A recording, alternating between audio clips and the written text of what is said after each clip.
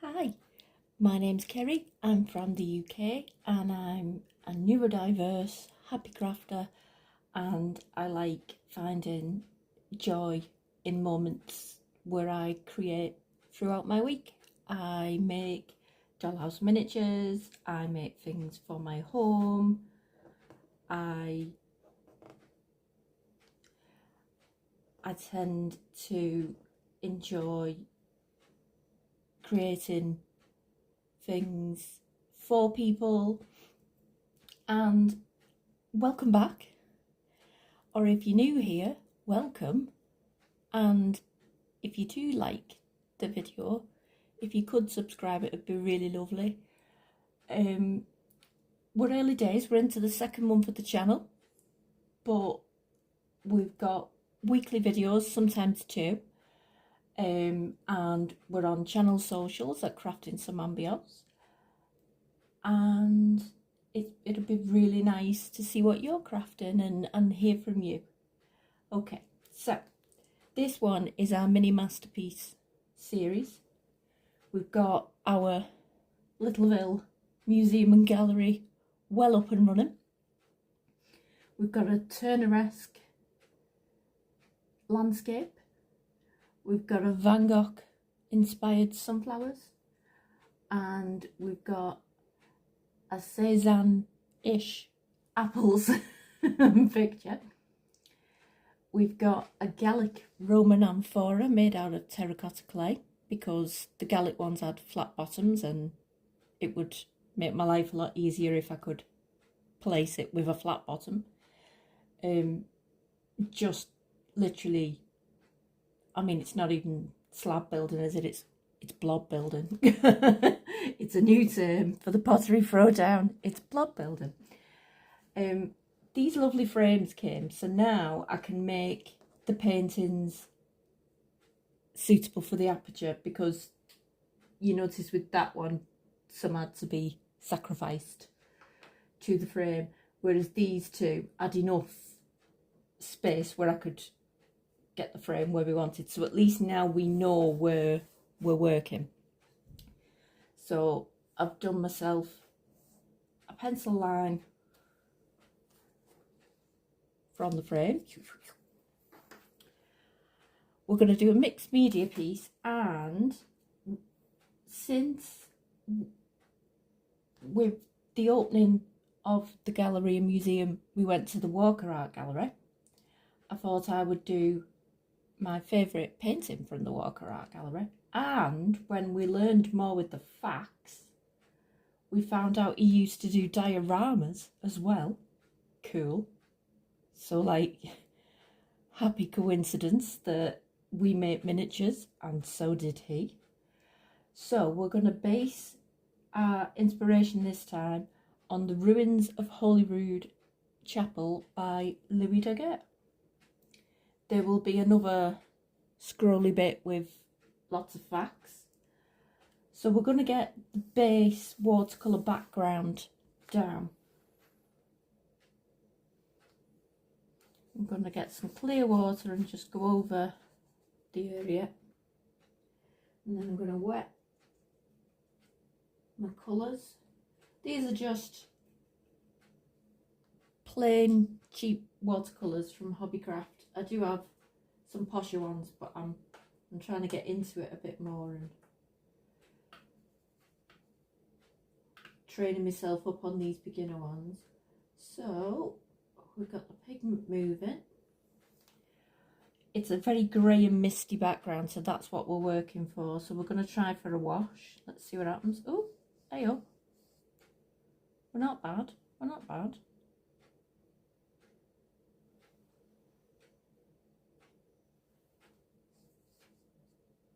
See how that colour moves.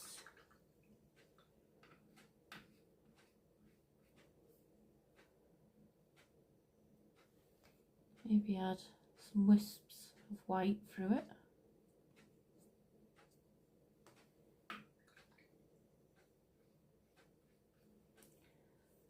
And that is our base layer of our misty day. We need that to dry, and then we can get cracking with an acrylic top layer, so I can, or maybe even another watercolour layer and then acrylic layer, so I can get things moving more. But if I start putting wet pigment on this wash now, it's just gonna spread and balloon. So so we're gonna let this dry and I shall be back. In the meantime, while I'm waiting for said watercolours to dry, I thought I'd get on with a couple of the like glass cases for around those. Now, I don't want to make them fixed because then I can only ever have the same thing in there. So I'm going to make it like little like cloth ones that you can take off. Also, if I leave it on when I'm trying to show you all of you the paintings and things, it's going to get in the way and make it very busy for the eye. So if I can lift it off, then it's going to make that view clearer as well. So a ruler has been involved twice. How successful that rulering has been is yet to be seen. So allegedly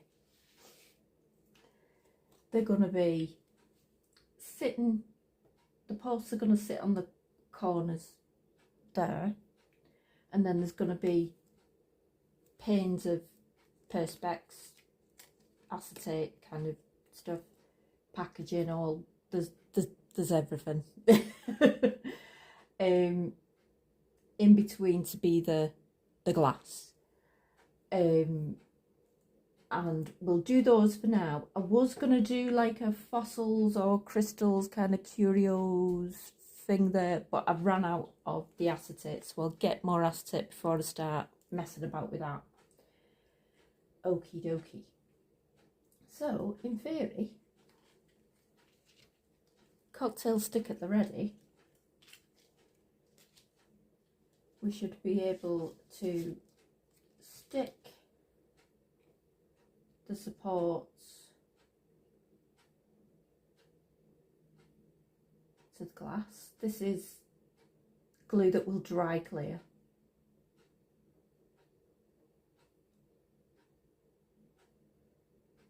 I'll try and put enough on to stick it, but not enough on to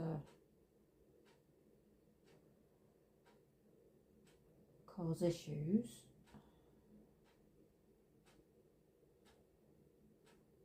Well, oops, not quite as fab as I thought. There we go. So there's one.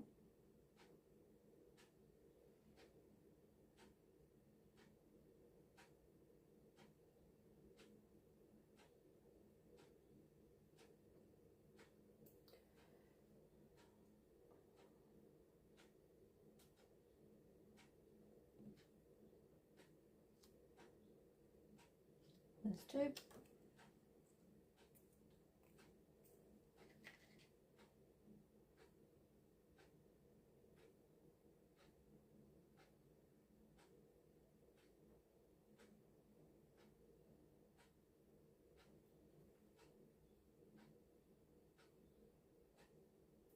Now the bases are rectangular, so obviously there's two sizes of, they're all the same height, but the widths of the glass are the right widths for each side. So the shorter side of it being rectangular was 4 centimetres and the longer side is 4.5 centimetres.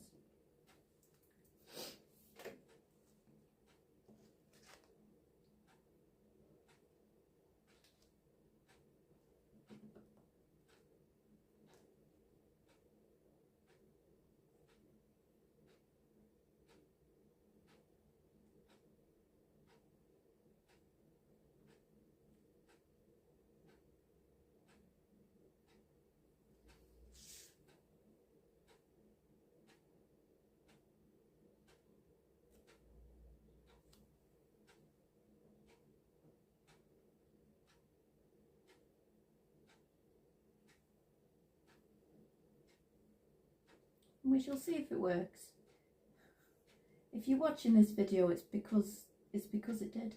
Okay.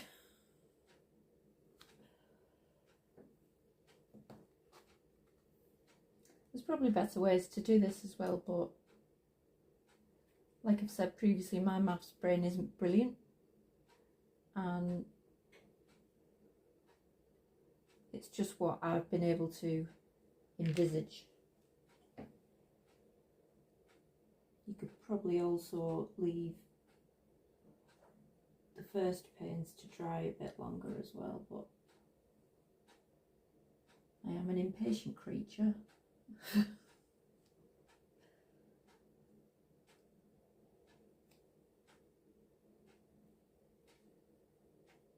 this glue does take quite quickly to at least being settled, you know.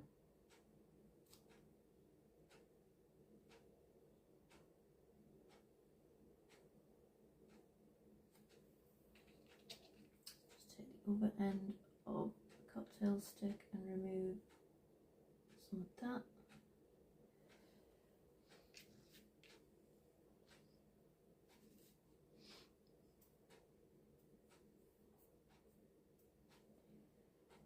So far so good with the measuring, fingers crossed.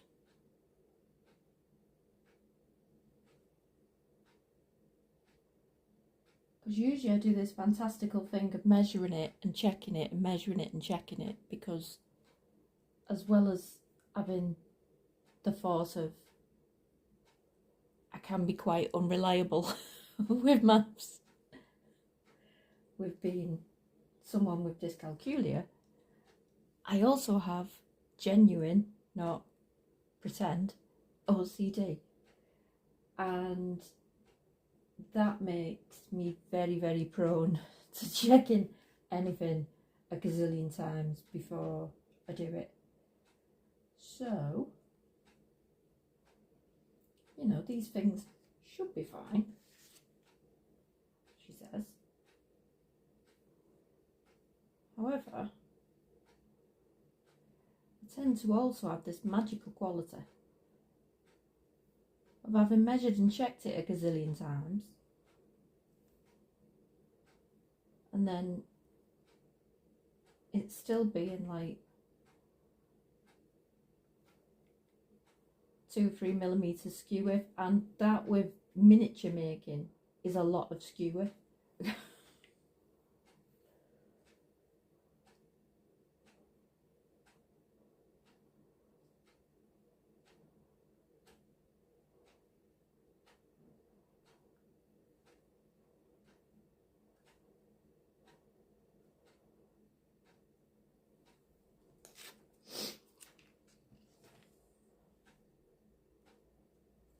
And then a little bit on each corner of the roof, so to speak.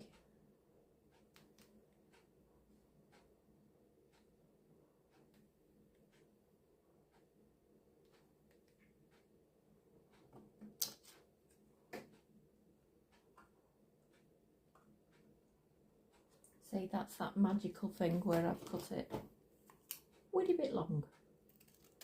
There we go.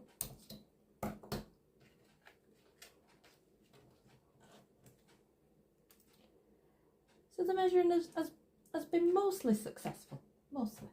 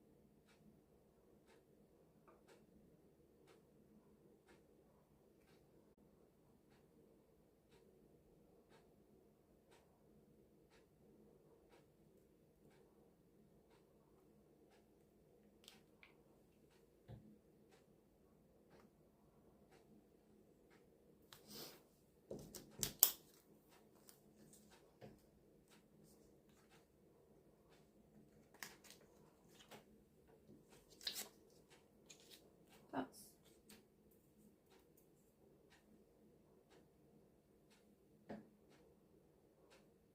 more or less sorted.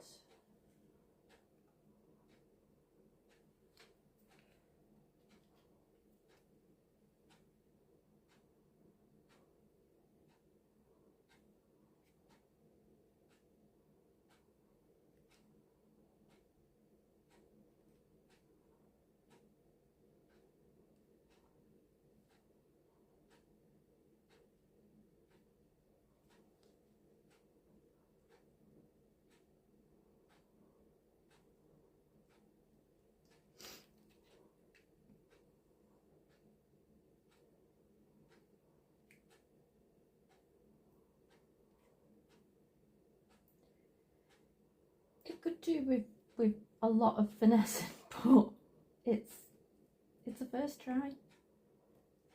We're having a go.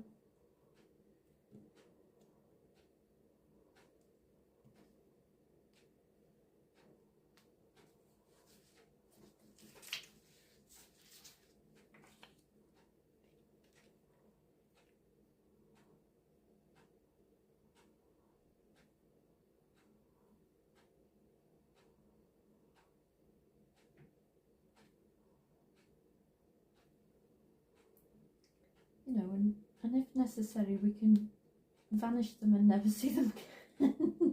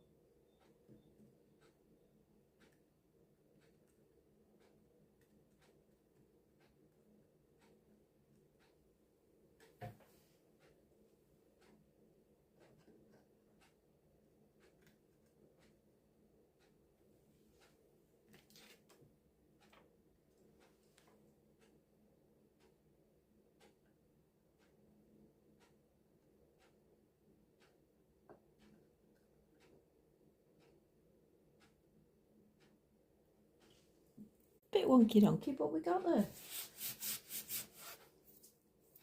By the way, don't worry about the tablecloth. It is a specifically cleanable, white clean thing that I only use for crafting. I never put food on it. Mixed results. I'd like to do them again because I'd like to finesse them. These won't be the final ones because they're already getting on my nerves. But I've done that usual thing where I've had a try and I can see where my problems went.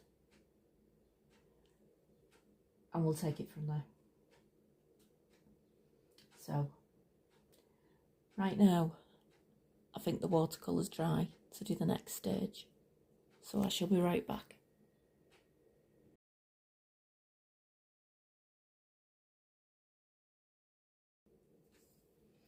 Right, our first wash is dry. We are going to do a second watercolour layer because I think some background in watercolour before I start adding with acrylic would be nice. So I'm going to wet my brush. I'm going to wet my paints. Again, bog standard cheap watercolours. I do have nicer ones that I've just bought, but I want to use things up first and learn a bit more. Okie dokie. So I think we should get our palette as well so I can mix a little. Because I think I want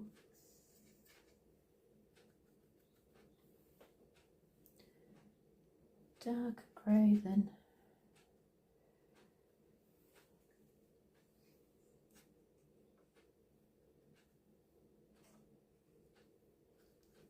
I've got okie dokie, so I think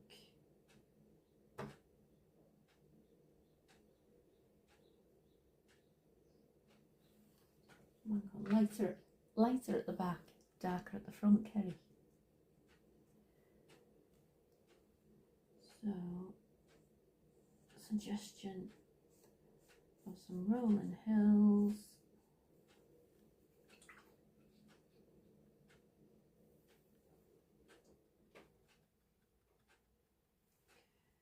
Before quite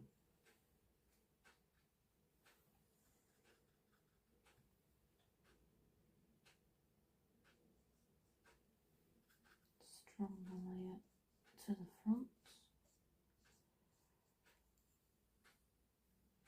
A bit more pigment up, I think.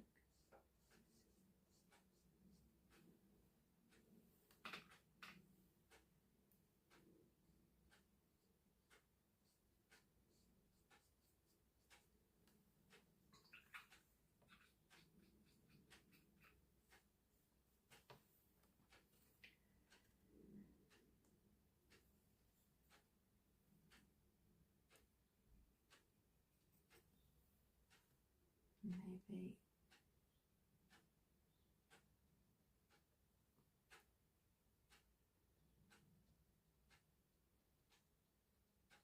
a foliage layer in between. Again, this is rudimentary. We're all learning. We're learning together. So I've kind of gone for paler hills, mid colour, a bit of tree, darker hill to the front, and then what we'll do is we'll build the ruins of the abbey in acrylic in the foreground of the picture. So I shall just bring it close to the camera a wee bit so we can see a bit better. So we've got paler sky, which was our first layer, then we've got some very pale hills and then a darker hill. We've got the suggestion of some trees, and then we've got a more foreground element with those values of the colour becoming darker as it goes down. And then when this dries, we'll start the first layer of acrylic and start putting the building in and the details and things like that. And I know once you go over pencil with watercolour you can't rub it out, but it's a very handy line later for when I'm framing it to line it up, so I really don't mind. Okie dokie. So we've got these drying again. We've got some wonky donkey units drying, and I shall see you in a bit.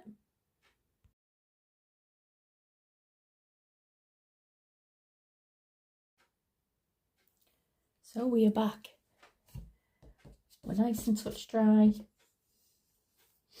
I do have some other paint on me because of the magic of editing.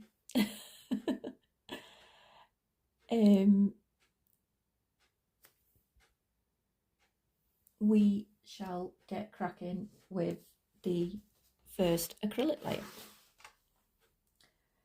So the original painting, I will have a little corner overlay, inlay, inset image in the corner for reference. It's not meant to be a carbon copy, it's meant to be, I've had a look at a painting, I've learned about it, and we're inspired by it and we go along. So we've got a very moody, misty background. And now we're going to start with the darkest layer of shadow on the building. I think we shall start with like a crumbly roof. And I do like Gothic architecture, so I'm gonna make like it's where the stained glass windows, like the stone frame of it, kind of.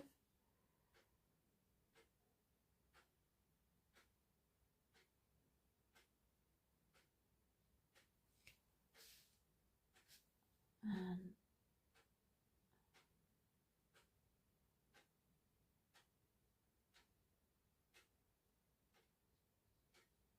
building crumbling to either side.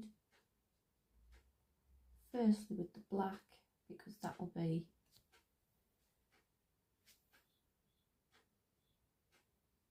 a good start.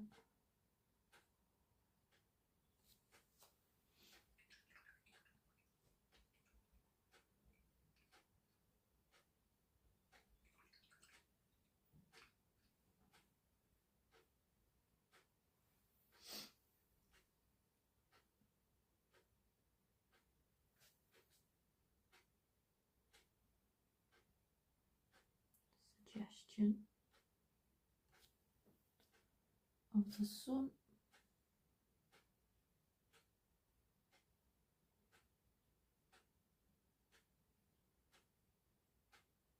There's clouds.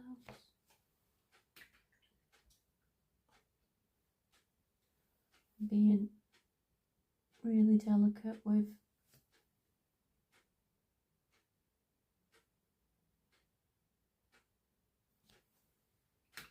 how much paint I use, and I'm even using water just to soften it up. A little shadow around the sun, just so that it looks like the clouds have some kind of shape and substance, some shadow underneath us as they're floating by. Otherwise they're just white wisps of nothing, kind of. I'm just letting that dry slightly.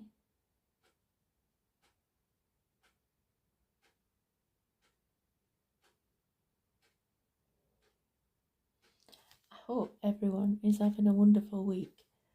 I'm counting down the days till the weekend because we're visiting my daughter where she is at university, so I can't wait. and it's been a little while because of various commitments and things, so I'm going to make the most of every second with her, because she is my favourite human. And then during the week there's a Titanic exhibition here in Liverpool, and we're going to go and see that. It's getting some darker grey for the next layer. More dabbing it, and I don't mind that the black isn't completely dry yet, because I want this layer to be a darker grey anyway, so it's doing me a favour.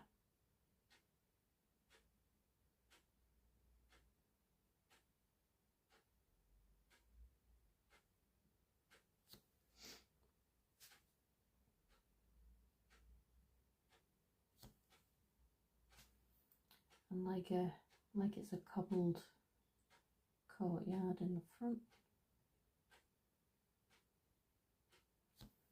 because the black's there as a shadow layer, not as a independent colour.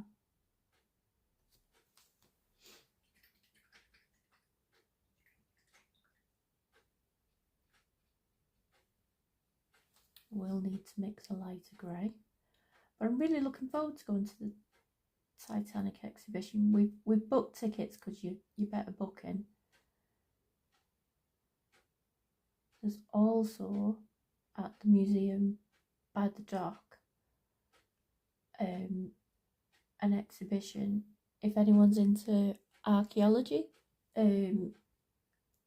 We're super into history and archaeology and stuff, and we are going to go and have a look, because they've got artifacts and the stories behind the artifacts, and behind conservation and conserving the artifacts and stuff. And I find that so fascinating, because it's amazing how they safeguard these objects for future generations. And for visual learners, objects are so key, because as long as there's context, you can immerse yourself and see and get your mind around what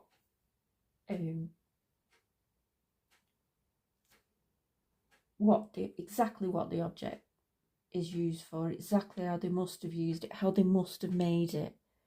I love those days where you can go and like grind flour with a quernstone, or see how people were treated with certain herbs, and things like that. I find it so fascinating.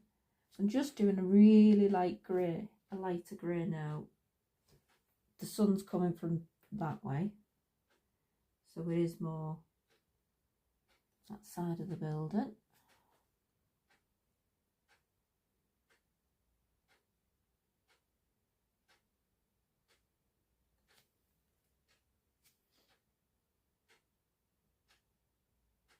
Some along the cobbles. There's going to be a William Morris exhibition at the Lady Lever soon in April, and I can't wait to go to that. I'm not just jumping on a trend, I've always been into anything arts and crafts movement, kind of. So that is super cool. Just going to run a little bit of white here and there, to really show where that light's shining.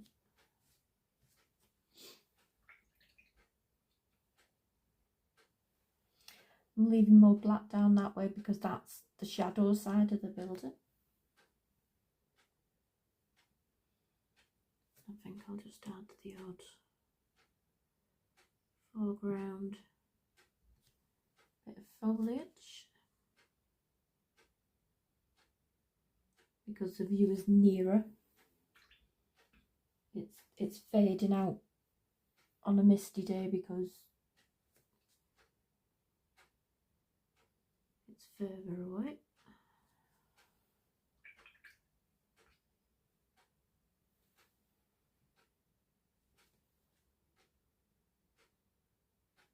A little bit brown amongst the cobbles.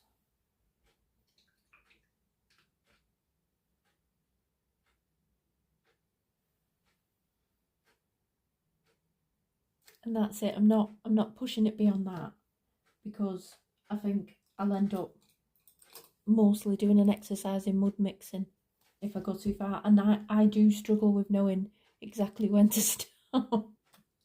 I just think, oh, this looks really good, it must need more, when in reality there is a cut-off point, isn't there, where it's looking really good, and if you do more you're going to make it look really rubbish. So I'm stopping. I'm quitting while I'm ahead for once in my life. So here's a closer view. I'll keep the inspiration picture up as well, but I don't think that's a bad effort. For I've never painted a room before, and it's an imaginary one. I've not done it. I've purposefully gone away from exactly carbon copying, you know. It's no good being a photocopy. You learn by going with it, don't you? But yeah, inspired by the Ruins of Holyrood Chapel by Louis DaGuerre, who invented the daguerreotype system of photography, which was the first really commercially available one, using silver and copper plates. And he used dioramas, which for a miniatures channel is pretty cool. And I do love a nice moody misty landscape painting. I'm murder for it. So thank you so much for watching. This will go into the museum with its little frame, and I absolutely appreciate every single one of you. Thank you so much for watching. Have a wonderful week. Stay safe, be curious, be kind, and have fun crafting. Bye bye.